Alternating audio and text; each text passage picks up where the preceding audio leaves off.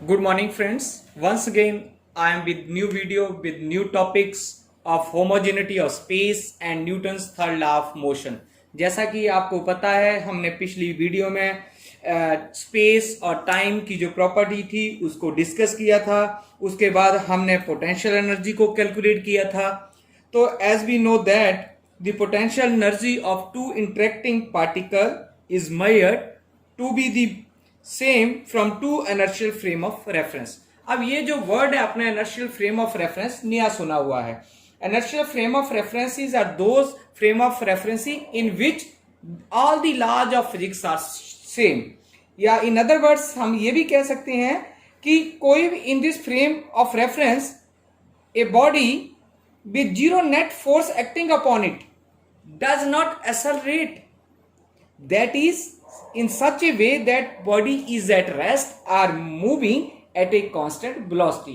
ठीक है, अब दो चीजें हमने बोल दिया यहाँ कि जो भी फिजिक्स के लॉज होंगे वो सारे होल्ड गुड होंगे, सारे प्रूव होंगे, और जो वेलोसिटी ऑफ लाइट है वो भी क्या होगी, सेम होगी इन एवरीवेयर।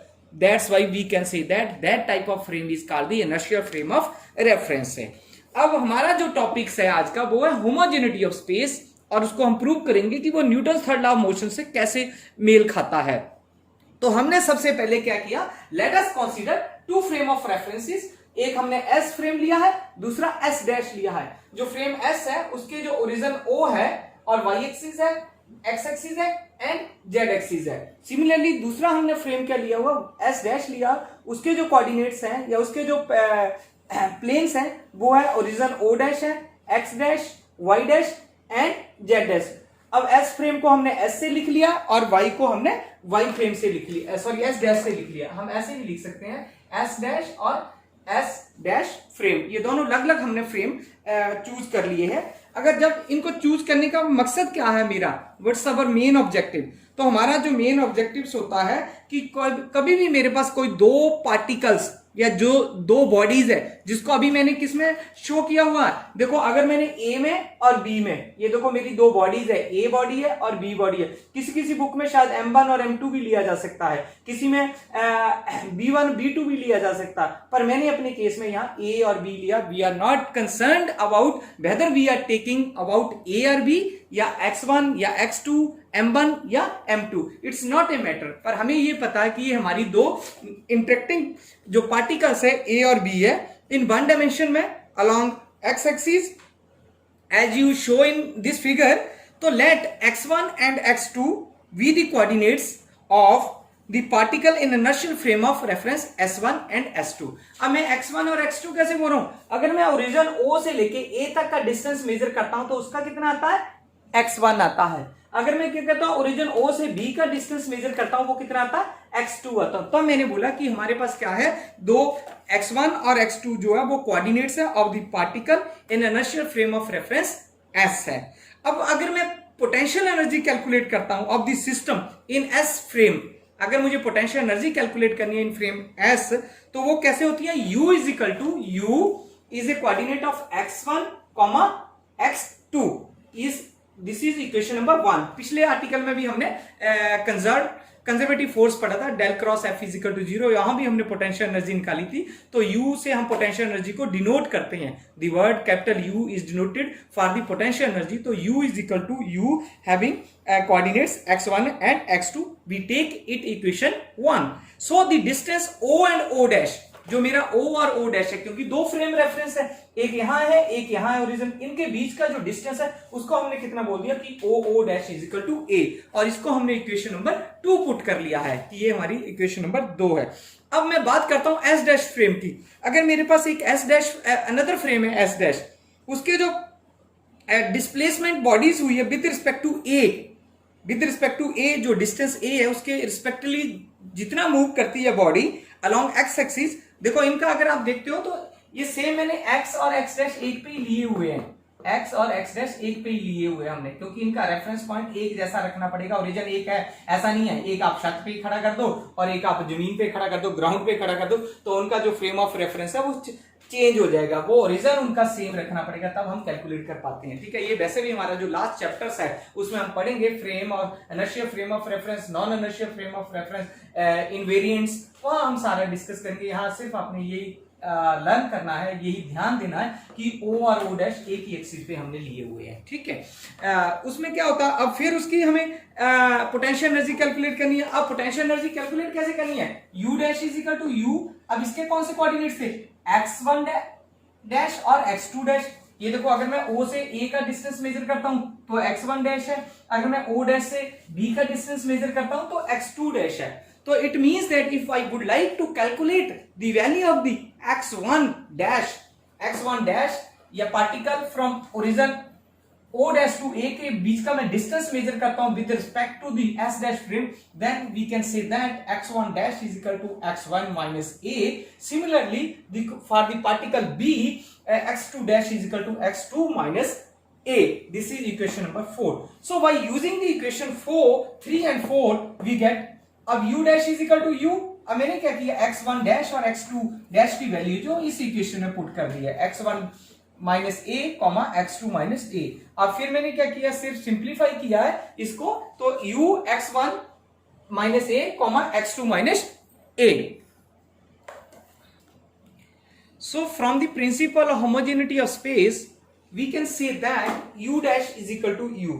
जो हमारा होमोजेनिटी ऑफ स्पेस है उसमें हमने पहले भी पढ़ा था कि जो हमारे पास potential energy of the system should be same in S and S dash inertia frame of reference. So we can write it as u dash is equal to u. So putting the value of u dash is equal to x1 minus a comma x2 minus a is equal to x is a coordinate of x1 comma x2. अब हमने क्या किया, इसको equation number 6 दे दिया।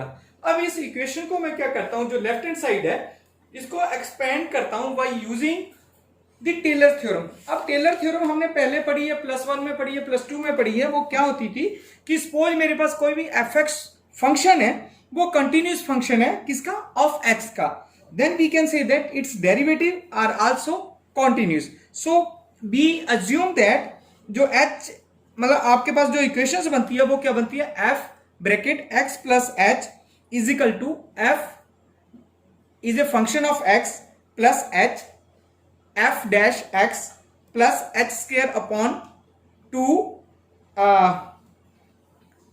into f double derivative x। ठीक है, ऐसे हमारे पास ये एक्सपेंशन फॉर्म है।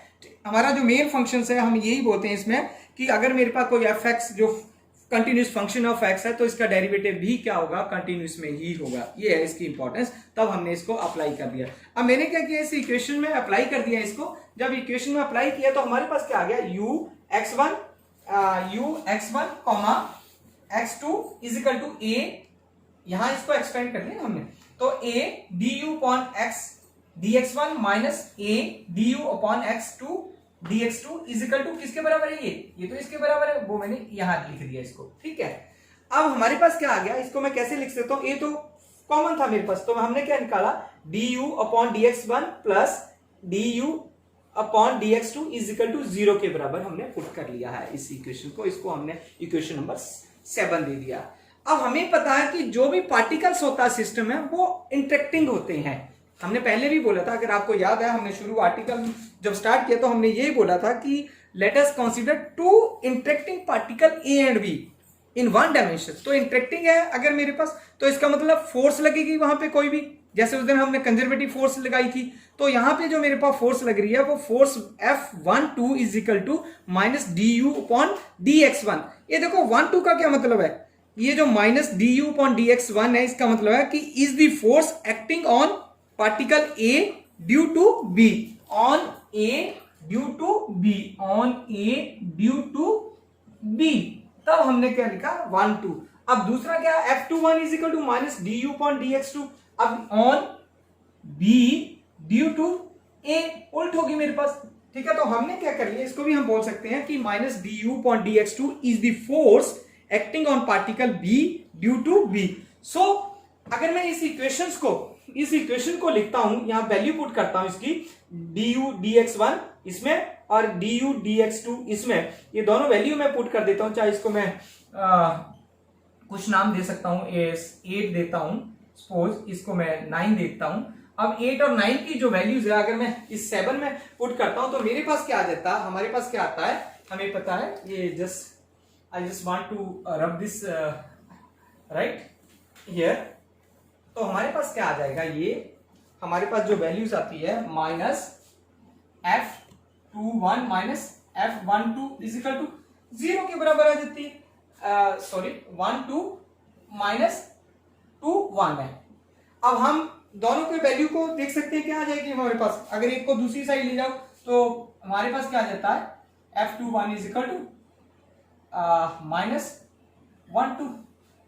देखो अब हमें पता है कि ये क्या है, अगर हम दोनों के माइनस ही एक दूसरे के अगर हमें बराबर करना तो माइनस कैंसल साइन हो जाता है। तो ये क्या हो जाता है, हमारा न्यूटन थर्ड लॉ है, इसको हम क्या बोल देते हैं, न्यूटन थर्ड लॉ है। Newton third law, this is nothing but it is the Newton third law and consequences of the homogeneity of space. तो हम ये बोल सकते हैं यहां से कि जो होमोजेनिटी ऑफ स्पेस है वो Newton third law of motion को सेटिस्फाई करती है, या जो Newton third law of motion है वो क्या करता है, होमोजेनिटी को स्पेस करता है। न्यूटन थर्ड लॉ हमें पता है, there is every equal action and reactions होता है। तो इसके साथ ही अगला जो हमारा आर्टिकल्स है वो है homogeneity of space and law of conservation of linear momentum. हमें पता है कि हमने क्या किया, दो कोई पार्टिकल्स लिए हैं, पार्टिकल 1 और 2 या ए एंड बी कोई भी आप यूज कर सकते हो। उसका जो मास होगा पार्टिकल 1 का या ए का m1 है, और पार्टिकल 2 है जो बी है या उसका मास m2 होगा। तो हम स्टार्ट कैसे करते हैं इस क्वेश्चन को, अगर एग्जाम में आता तो हमने क्या करना है, सोल्यूशन लिख के let us consider a system consist of two particle having 1 and 2 with masses m1 and m2 situated in free space at a fixed distance. So due to gravitational interaction, particle will 1 exert a force F21 on particle 2 and particle 2 will exert a force F12 on particle 1. As space is homogeneous, as we know that the space is homogeneous, so no force is acting on the system. It means that F12 plus F21 is equal to 0. क्योंकि ये condition है, जब हमने property पढ़ी थी space की तो उसमें बोला था कि स्पेस इज होमोजीनियस। ठीक है, तो हमारे पास उसकी एग्जांपल्स भी पढ़ी थी हमने। तो F12 plus F2 is equal to 0 by using the Newton's second law of motion। second law of Newton second law क्या होता है, Newton's second law of motion m1 dv upon t, या हम ऐसे भी लिखते हैं, अगर आपको याद है हमने ऐसा लिखा होगा, force is equal to mass into accelerations, ऐसा हमने लिखा होता है वहां, ऐसा पढ़ा है हमने शुरू में कि it is nothing but it is the product of mass into accelerations. तो अगर असोलेशन को मैं चेंज करता हूं इन टर्म्स ऑफ वेलोसिटी तो हम क्या लिख सकते हैं, the rate of change of velocity is equal to acceleration. But here we have two particle, that's why I am taking the masses m1 and m2. So in this case we take force F1 या F12 m1 dv upon dt is equal to F12. Similarly for the particle 2 m2 dv 2 upon dt is equal to F21. So we put it is equation marked as equation number 2 and it is marked as equation number 3. So by adding equation 2 and 3 we get m1 dv upon, इसको 1 लगा लो, sorry यहाँ 1 छूट गया था, dv1 upon dt plus m2 dv2 upon dt। अब इनको भी add कर दिया, राइट साइड भी मैंने ऐड कर दिया और लेफ्ट साइड भी मैंने ऐड कर दिया। अगर आप ये देखते हो इस इक्वेशंस को या इस इक्वेशन को, अगर इसको आप इक्वेशन नंबर 1 से इक्वेट करते हो तो किसके बराबर आ जाएगी, ये किसके बराबर आ जाएगी, 0 के बराबर आ जाएगी। तो मैं क्या लिख सकता हूं, तो मैं ऐसे लिख सकता हूं m1 dv1 upon dt plus m2 dv2 upon dt is equal to 0। ऐसा मैं लिख सकता हूं कि नहीं, यस। सो अब मैं इस इक्वेशन को सिंप्लीफाई कर लूंगा। ठीक है, अब सिंप्लीफाई कैसे करते हैं हम अभी जस्ट 1 मिनट में देखेंगे यहाँ कि हम एक इसको सिंप्लीफाई कैसे कर सकते हैं। और सिंप्लीफाई करने के लिए देखो, अगर मैं ऐसे लिख सकता हूं dv upon dt into m1 v1 plus m2 v2 is equal to 0 ऐसे लिख सकता हूं? यस। अब वेक्टर फॉर्म है इसके ऊपर, वेक्टर फॉर्म हमेशा लगानी है साथ में जब हमारे पास। अब हमें पता है कि m और v क्या आते हैं, अगर हम प्रोडक्ट निकालते हैं m और v का तो क्या होता है, मास इंटू वेलोसिटी। हमने +1 में भी पढ़ा है, उसको हम लोग क्या बोलते हैं, शाबाश, मोमेंटम, लीनियर मोमेंटम बोलते हैं। तो हमारे पास क्या हो जाएगा, ये मोमेंटम नहीं है तो हम लोग इसको मोमेंटम ही बोलते हैं कि law of conservation of momentum है। यहां अगर मैं इसको इंटीग्रेशन कर देता हूं बोथ साइड्स, यहां मैं लिख सकता हूं कि integration both sides, then we get, ये कैंसिल हो जाएगा, वो 0 का 0 रह जाएगा। तो हमारे पास m1 v1 plus m2 v2 is equal to constant के बराबर आ गया।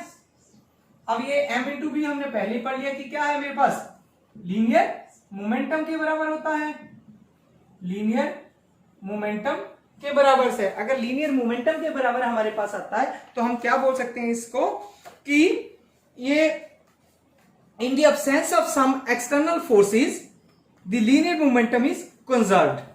तो हम इससे क्या कंक्लूड करते हैं, इस इक्वेशन जो लास्ट हमने लिखी है m1 v1 plus m2 v2 ये कांस्टेंट है, it means that this force in terms of, अगर मुझे वर्ड्स लिखना है इस इक्वेशन का मीनिंग लिखना, तो मैं क्या बोल सकता हूं, in the absence of some external forces the linear momentum is conserve, so this is the law for the conservation of linear momentum of two particles. So hence we can say that the law of conservation of linear momentum is the consequences of the homogeneity of space.